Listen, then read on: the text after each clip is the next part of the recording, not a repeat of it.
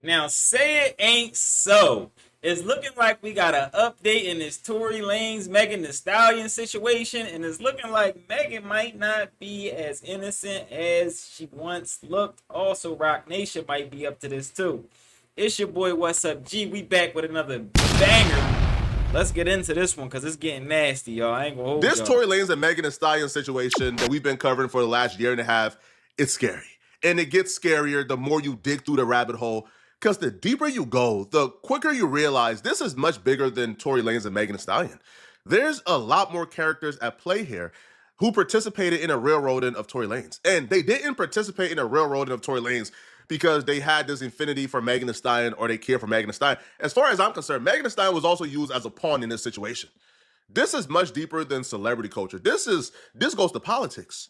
See, as we dig deeper and we learn more about the situation, new characters begin to get introduced, like George Gascon, the district attorney for Los Angeles, who just lost his re-election. We heard, that possibly he could be exonerated here. I want you to give my audience what they don't know and your analysis of actually what went down. Well, first and foremost, thank you for having me. And I got to tell you, I've been involved in looking into this case for almost about 6 months exactly now. It was brought to me by a board member, Diana London, with the Caldwell Institute for Public Safety, who regularly says she believed Tory Lanez was innocent. And as I looked through the case and I noticed a number of irregularities in the case, I began to come to that same conclusion that this was an innocent person. Let me take you back to the very beginning. First and foremost, we got a George Soros-funded prosecutor named George Gascon who was prosecuting this case.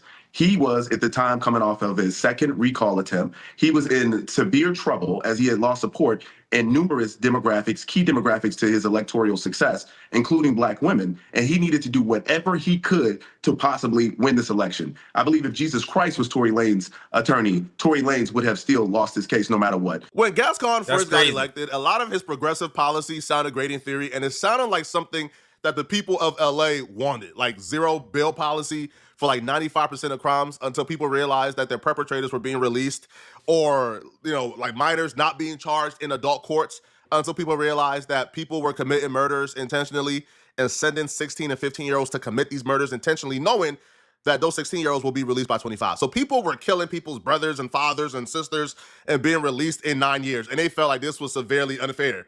So they turned on Gascon, right? And when Gascon tried to get reelected, he realized fairly quickly, they not messing with me, bro. Like, these people are not feeling me no more. It got so bad for Gascon, they were literally trying to recall him and get him out of here. They wanted him gone.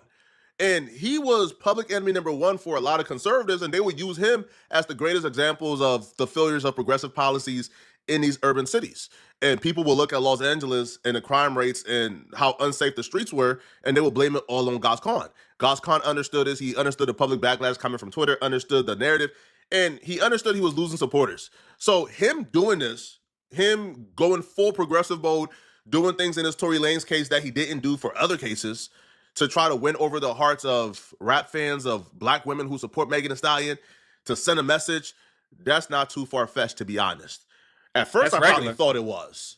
But now as I look deep, that's not. No, that's regular for business for politicians. When you up for re-election, they start locking everybody up. They start having all these types of opinions and things that they want to do in the community. And boy, if they up for re-election and it ain't looking good, something going to shake. So that happens all the time. Far-fetched, bro. Tory's attorneys have alleged prosecutorial misconduct, suppressing of evidence, exculpatory evidence being withheld, and I believe them based on the facts. But why is it that they never tested her DNA onto the gun? You knew that she had gunpowder on her hand. They found that out. Why didn't they test that? Why is it that they added this enhancement to his case? Now, enhancements are used for violent gang members, people with a history of brutal crime. George Gascon has had numerous people who have had brutal crimes that he didn't recommend an enhancement. One by the name of Raymond Danger Gonzalez, who murdered, premeditated 2 individuals, including a teenager, and he stole their money. No recommendation for enhancements from George Gascon. Or the General Hospital actor Johnny Wagner. He was brutally murdered.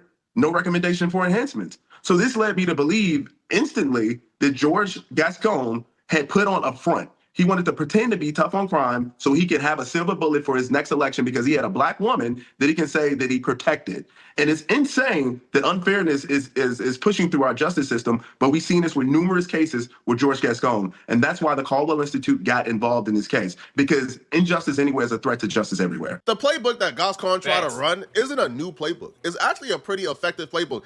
Gascon was just so bad and did too much damage that it was too late for him. It didn't work. But the playbook is ran in a presidential election almost every 4 years. Think about it, bruh. Think about it. How come the police shooting of black men aren't publicized until it's election year? Think about it for a second, bruh. Think about all the instances of police shootings that come to your mind immediately.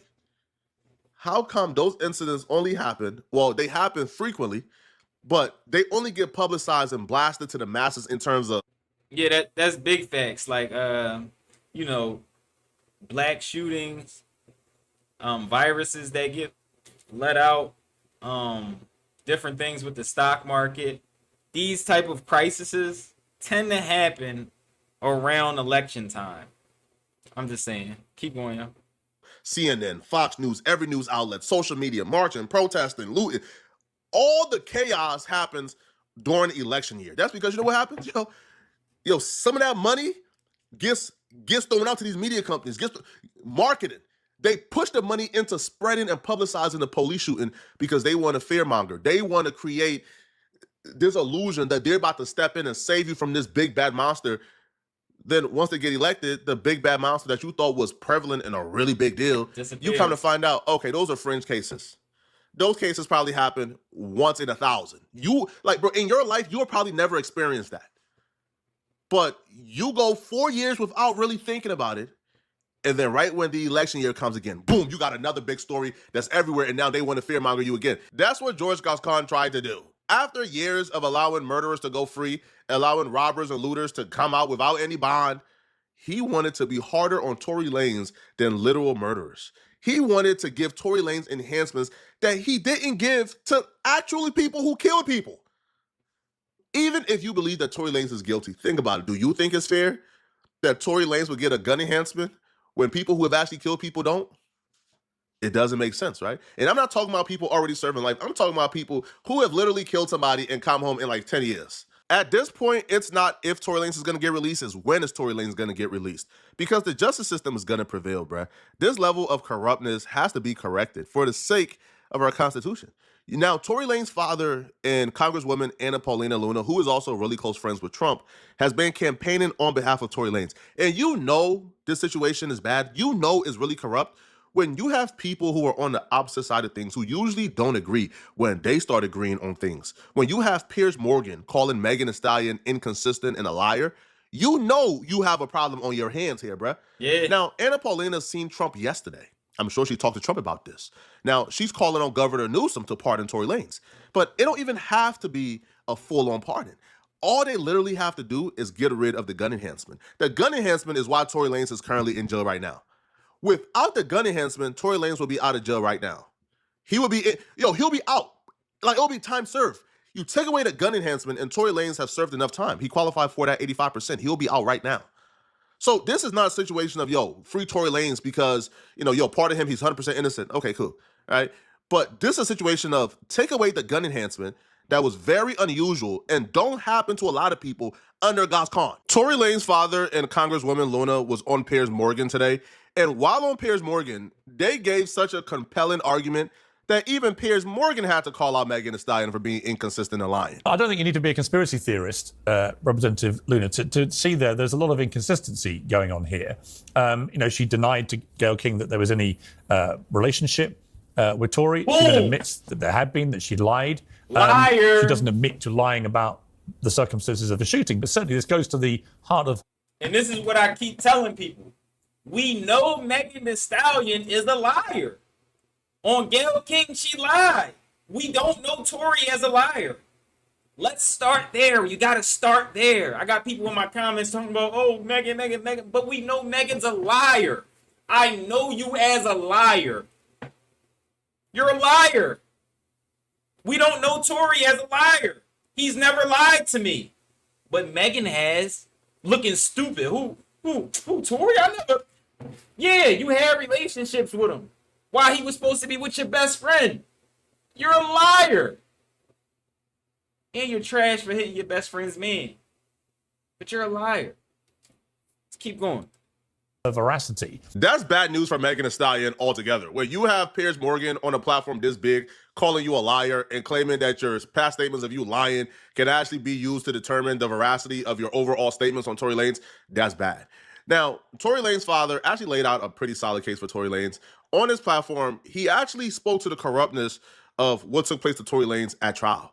I was there when Sean Kelly was supposed to testify. Sean Kelly was the defense witness.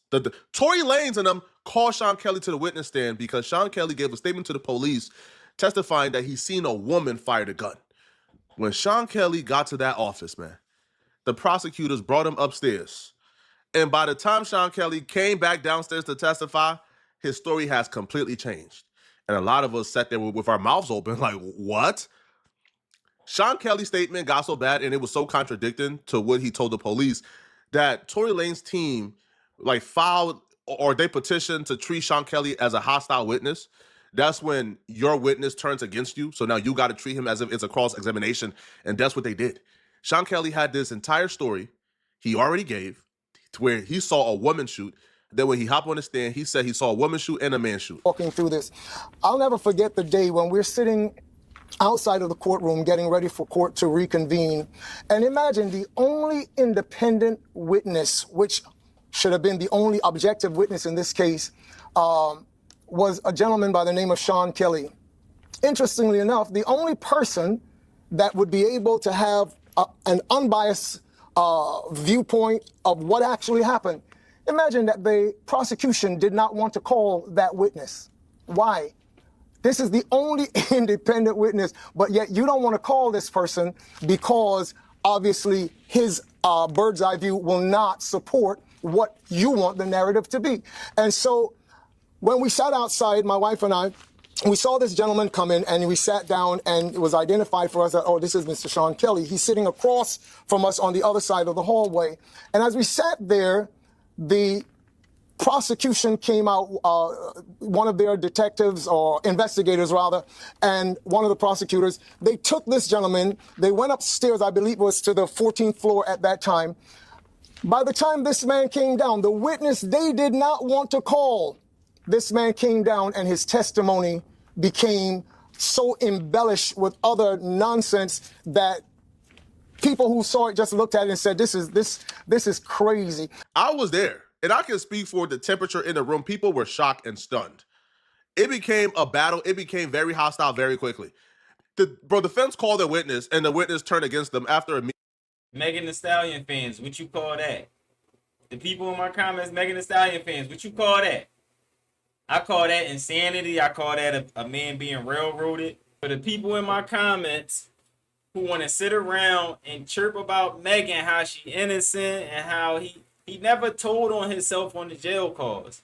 He took accountability for not being able to control the complete situation. He never said that I shot Megan in the foot. What you call that? I call that a lot of trickery. Let's keep going, y'all. This is nasty work. With the prosecutors minutes before he was caught. I'm saying that's crazy, that's foul. And regardless of if you think Tory Lanez is guilty or not, you should look at that and say, that's crazy, bruh. How is this allowed? How? How? Now, Tory Lanez's father also laid out a case in terms of the DNA, in terms of, the gun fragments that weren't found, and he spelled this out pretty perfectly. Just one last question, because you've made me think of this. But if your son was not responsible for Megan Thee Stallion being shot, we do know that indisputably she was shot. Who shot her?